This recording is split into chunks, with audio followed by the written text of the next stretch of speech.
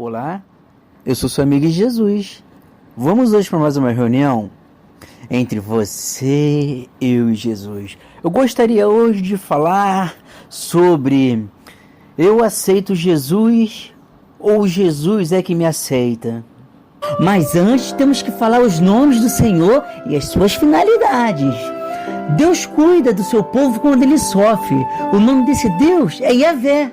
O Senhor está presente e acessível, perto dos que invocam por livramento, perdão e orientação. Deus adverte, mas no final julgará aqueles que perseguem seu povo. O nome desse Deus é Jeová Tsidkenu. O Senhor é nossa justiça. Deus dará vitória ao seu povo. O nome desse Deus é Jeová Roi. O Senhor é nosso pastor. No capítulo 10 de João, do versículo 10 ao 11, diz assim: o ladrão não vem senão a roubar, a matar e a destruir. E eu vim para que tenham vida, e a tenham com abundância. Eu sou o bom pastor dá sua vida pelas ovelhas. Em toda a Bíblia, nunca houve algum relato que Deus perdeu alguma batalha. É só ter fé e o mundo espiritual começará a se movimentar. O nome desse Deus é Jeová Sabaote, o Senhor dos Exércitos, também conhecido como General dos Generais. Fiel povo de Deus herdará o seu reino em sua totalidade. O nome desse Deus é Jeová Maquidesh, Senhor que santifica e nos torna santos. E será desta forma que poderemos herdar o reino dos céus. No livro de Marcos, capítulo 9, dos versículos 18 ao 26, diz assim: dizendo essas coisas, eis que chegou um chefe e o adorou, dizendo: minha filha faleceu agora mesmo, mas vem, impõe a tua mão e ela viverá. E Jesus, levantando-se, seguiu, e os seus discípulos também. E eis que uma mulher que havia 12 anos padecia de um fluxo de sangue, chegando por detrás dele, tocou a orla da sua veste, porque dizia consigo: se eu tão somente tocar a sua veste, ficarei sã. E Jesus, voltando-se e vendo-a, disse: tenha ânimo, filha, a tua fé te salvou. Imediatamente a mulher ficou sã. E Jesus, chegando à casa daquele chefe e vendo os instrumentistas e o povo em alvoroço, disse-lhe: retirai-vos, que a menina não está morta, mas dorme. E riram-se dele. E logo que o povo foi posto fora, entrou Jesus, pegou-a na mão e a menina levantou-se. E espalhou-se aquela notícia por todo aquele país. Muitas vezes nos confundimos ao dizer que aceitou Jesus. Se você ver todos os livramentos, todas as libertações e curas que Deus te deu e você nem sabe, realmente é Jesus que nos aceita. É um erro muito grande dizer que aceitou Jesus, porque Ele é o Criador do céu e da terra, Ele é o Criador do mundo. Um dia para Ele é como se fosse 1000 dias para Ele é como se fosse um. É uma coisa muito complexa para colocar em questão de que aceitamos Jesus.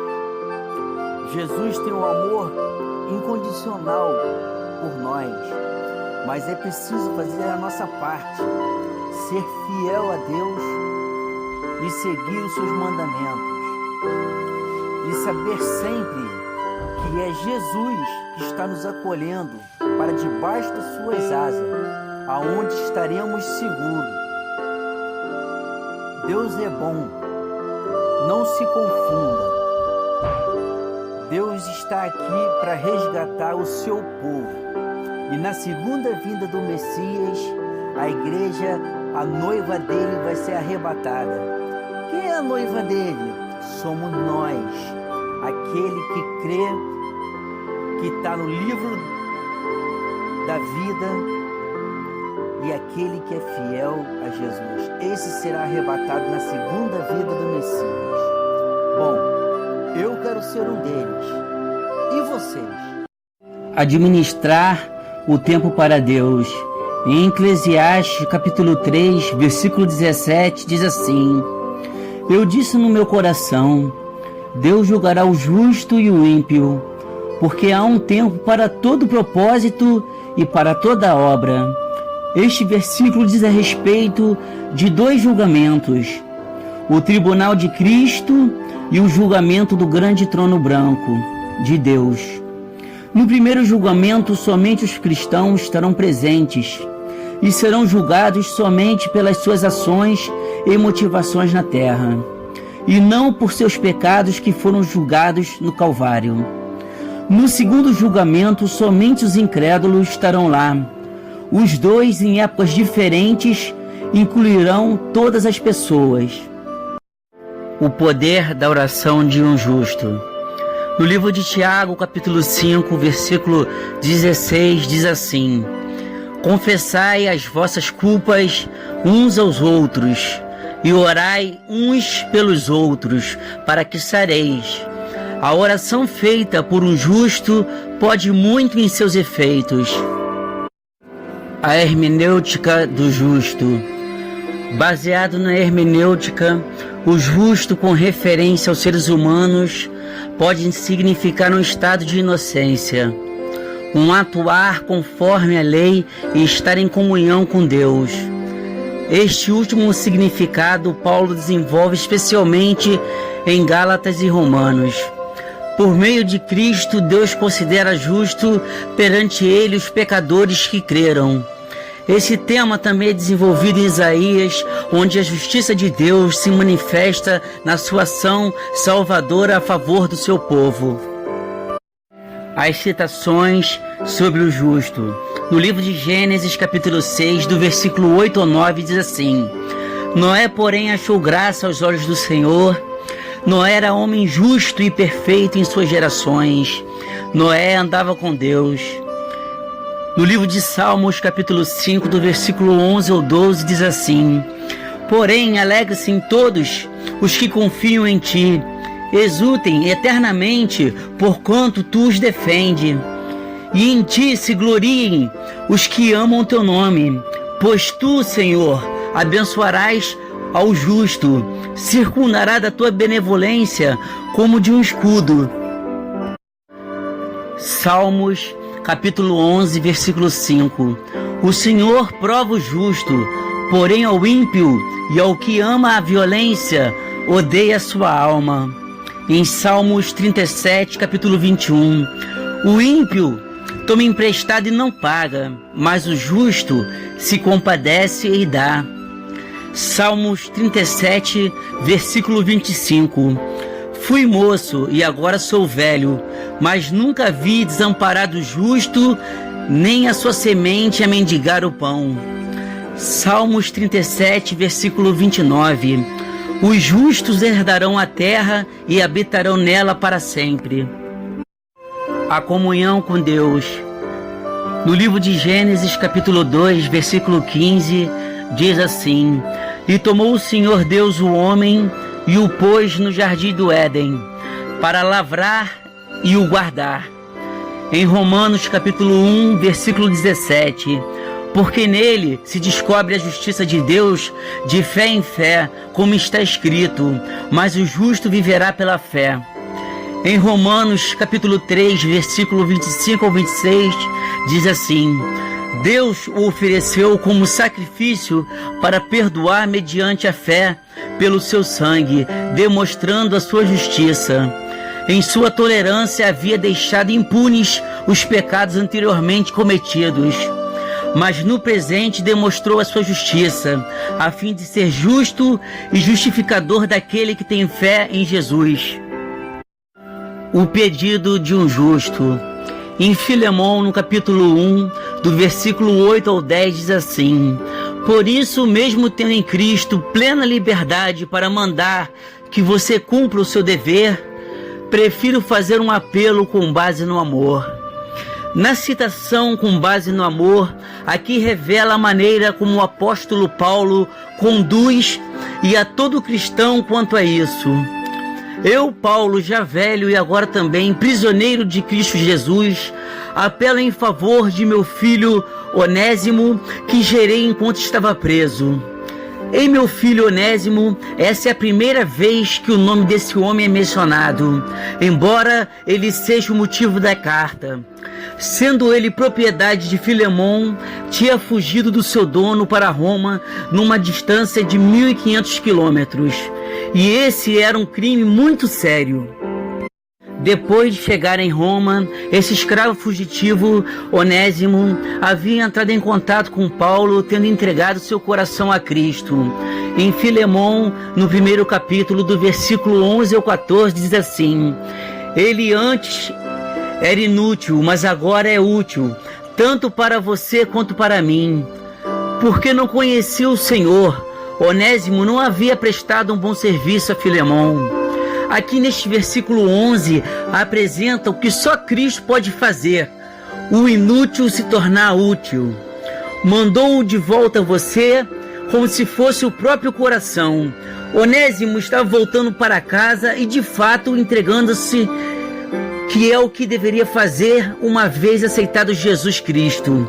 A súplica de Paulo feita a Filemon, que recebe de volta o seu antigo inútil e agora recebe o novo homem útil, na expressão como o seu próprio coração, é o mesmo como se fosse como meu filho. Deus deseja que desfrutemos do nosso trabalho. Em Eclesiastes capítulo 3, versículo 13 diz assim: e também que todo homem coma, beba e goze do bem de todo o seu trabalho. Isto é um dom de Deus. Comer, beber, trabalhar e desfrutar disso indica que o trabalho legítimo é obrigação do homem, mas não é o fim e nem o propósito de sua existência. A fé. Em Romanos 6, capítulo 6, versículo 6 diz assim: pois sabemos que o nosso velho homem foi crucificado com ele, para que o corpo do pecado seja destruído, e não mais sejamos escravos do pecado, pois quem morreu foi justificado do pecado.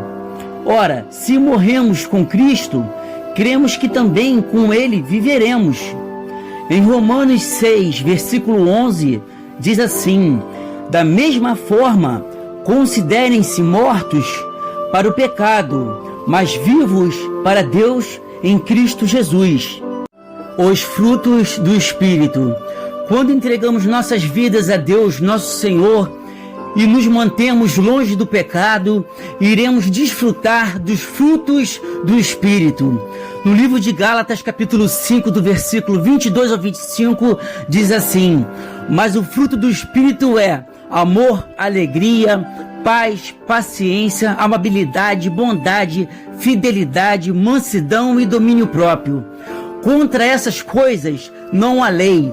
Os que pertencem a Cristo Jesus crucificaram a carne com suas paixões e os seus desejos. Se vivemos pelo Espírito, andemos também pelo Espírito. As obras da carne. Quando não temos vida com Deus, sempre andaremos nos caminhos enganosos e não teremos uma vida totalmente restaurada. Temos que amargamente viver junto com as obras da carne.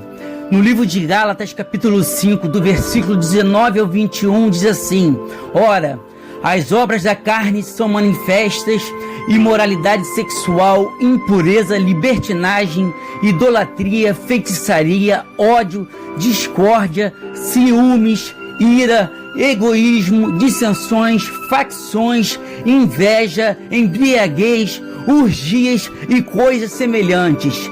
E eu os advirto que os que praticam essas coisas não herdarão o reino de Deus.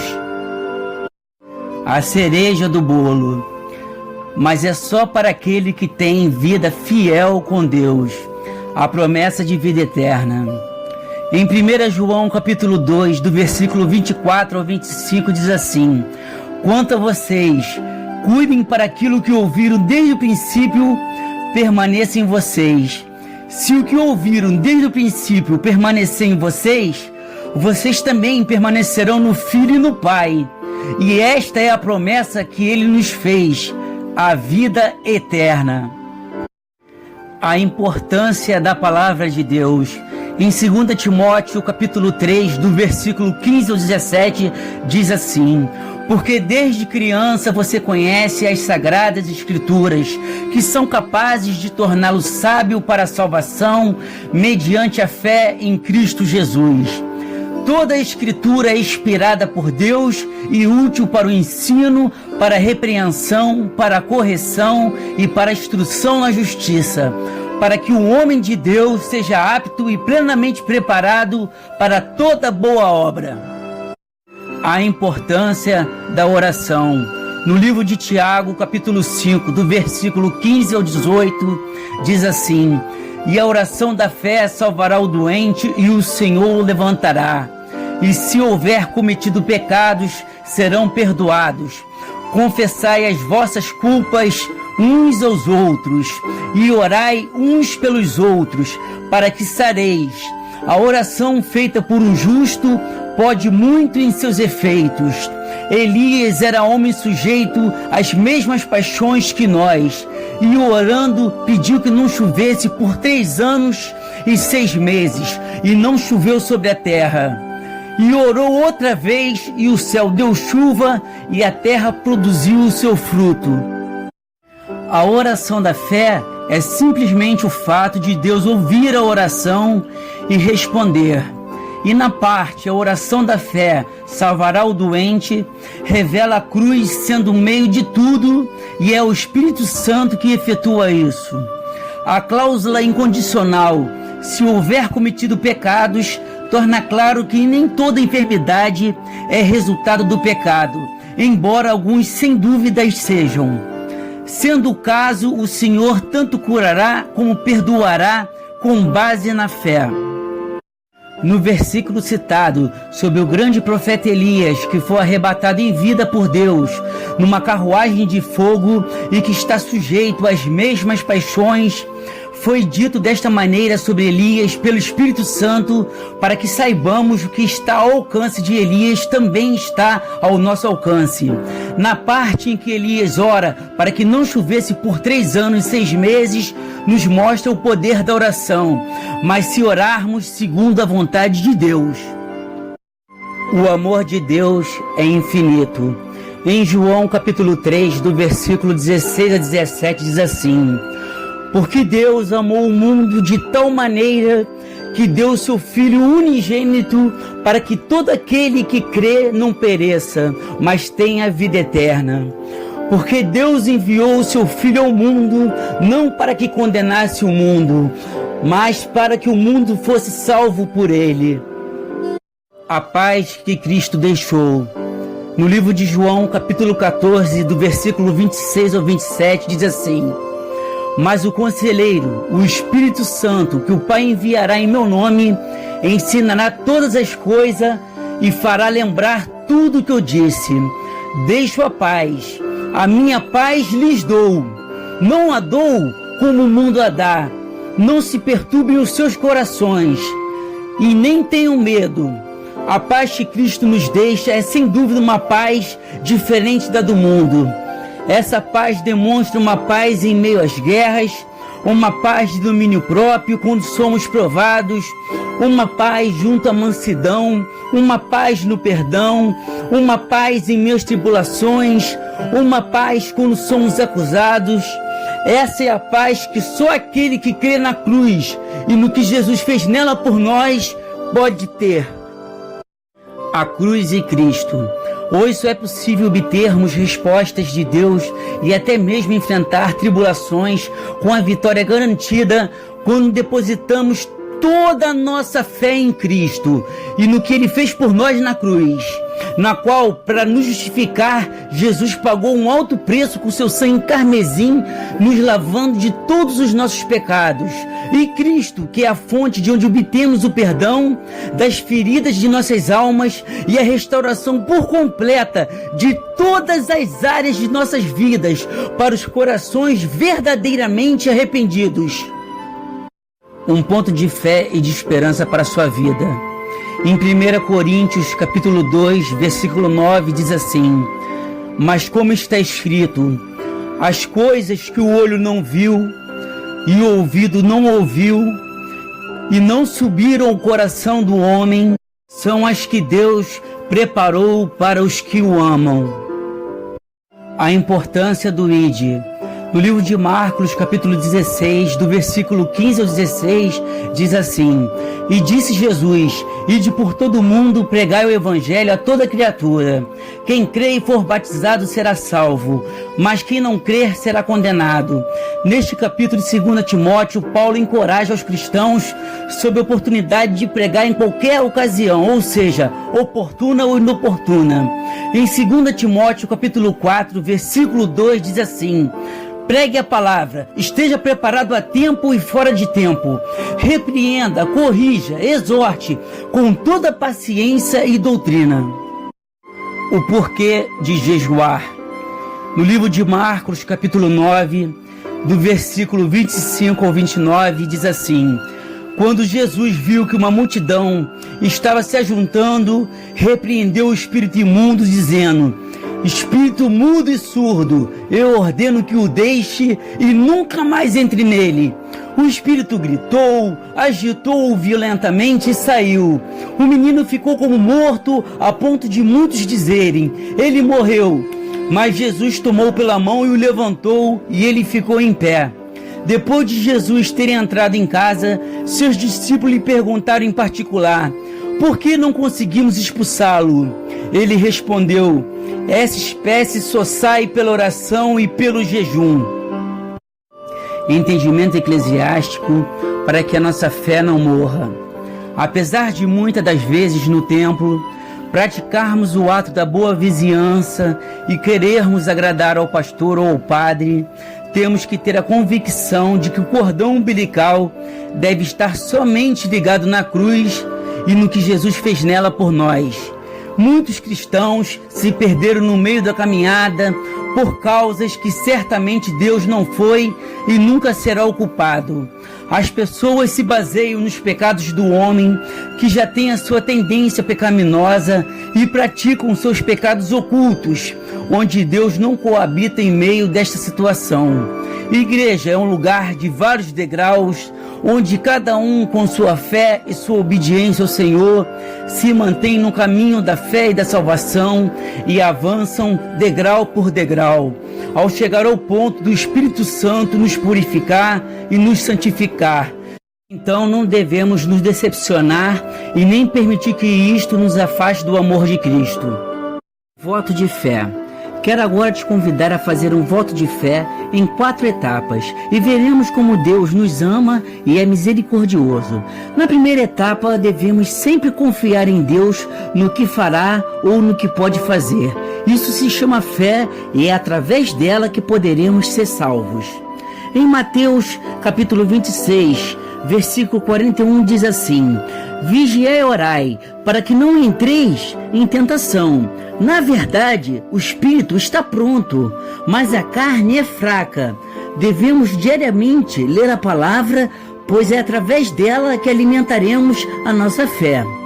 Na segunda etapa, nosso Deus é um Deus ciumento. Não pode haver idolatria. E ela pode acontecer de várias formas diferentes. Pelo simples fato de ficar o dia inteiro em redes sociais e não sabermos administrar o tempo para Deus, é um exemplo, entre outros, de idolatria. Na terceira etapa, devemos aceitar a conversão, onde o velho homem morrerá e nasceremos de novo como filhos de Deus através do batismo, e o nosso nome estará escrito no livro da vida, de onde prestaremos contas no dia do juízo final. Então agora o pecado não habita mais em nós, e sim o Espírito Santo. E já sabendo que temos a tendência à natureza pecaminosa, devemos ir para o joelho dobrado e pedir perdão ao Senhor. Sabemos que no início pode parecer difícil, mas ao perseverar e começarmos a ter experiências com Deus, te garanto que nunca mais nos afastaremos dos caminhos do Senhor. Em Romanos, no capítulo 8, versículo 35, diz assim: quem nos separará do amor de Cristo? Será tribulação? Ou angústia? Ou a perseguição? Ou a fome? Ou a nudez? Ou perigo? Ou espada? Na quarta etapa, se diz sobre a importância de jejuar. Ela pode ser de diversas formas diferentes, não apenas ficar um dia sem comer, porque entendemos que muitas pessoas, por questões de saúde, não podem assumir este tipo de compromisso. Mas podemos, por exemplo, ficar sem acessar redes sociais, deixar de fazer algo que gostemos. Isso também é uma forma de jejuar. Quero agora orar pela sua vida. Abaixe sua cabeça, fechem seus olhos, coloque sua mão no seu coração, permita que o Espírito Santo possa visitar o teu coração. Permita agora que o Espírito Santo possa sondar as suas necessidades. Permita agora que o Espírito Santo, no qual convence o homem do pecado, possa interceder por você perante a Deus. Oremos então. Pai amado, Pai altíssimo, é na tua santa presença, meu Senhor, que nos prostramos aos teus pés, que nos prostramos, meu Pai, aos pés da cruz, porque sabemos que a nossa salvação foi através da cruz. Deus amado, Deus querido, que todas essas pessoas que estão agora ouvindo a tua mensagem, Senhor, que o Senhor venha com cura, libertação, livramento. Deus amado, Deus querido, tudo é para ti, meu Rei, tudo é teu, meu Senhor. Pai amado, Pai querido, eu sei que o Senhor é um Deus que ama o pecador, mas não ama o pecado. Nos ajuda a melhorar, Senhor. Esteja no leme do nosso barco, meu Pai, para que possamos, meu Pai, seguir nos teus caminhos, Senhor. Pai amado, Pai querido, não permita que o relógio negro do inimigo venha coincidir com o relógio do seu povo. Santo, santo, santo é o Senhor.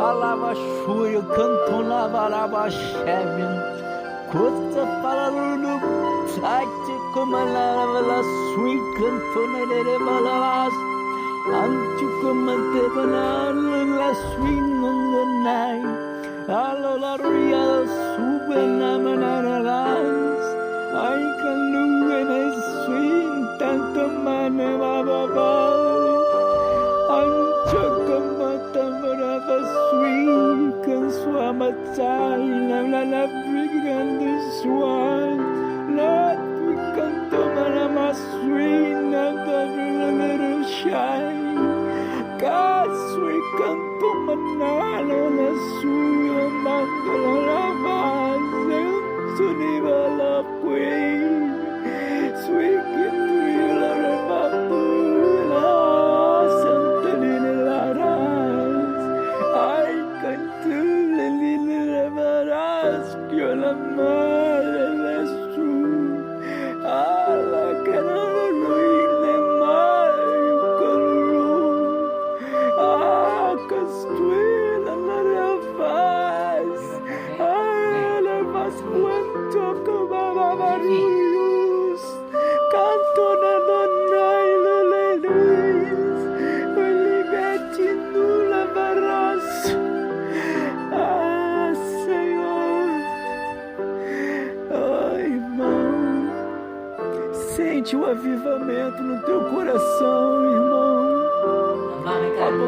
essa vida, meu irmão, mundana, essa vida de enganos, de mentiras, de traições, de falsas acusações.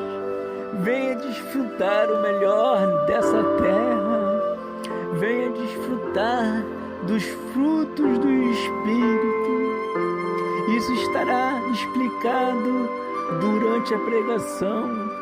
O que são as obras da carne e os frutos do Espírito. Irmão, meu amado e minha amada, a vitória já é nossa. Deus nunca perdeu uma batalha sequer. Ele nunca vai nos livrar da batalha, porque Ele falou que haveria tribulações, mas Ele vai nos livrar na batalha. É na batalha.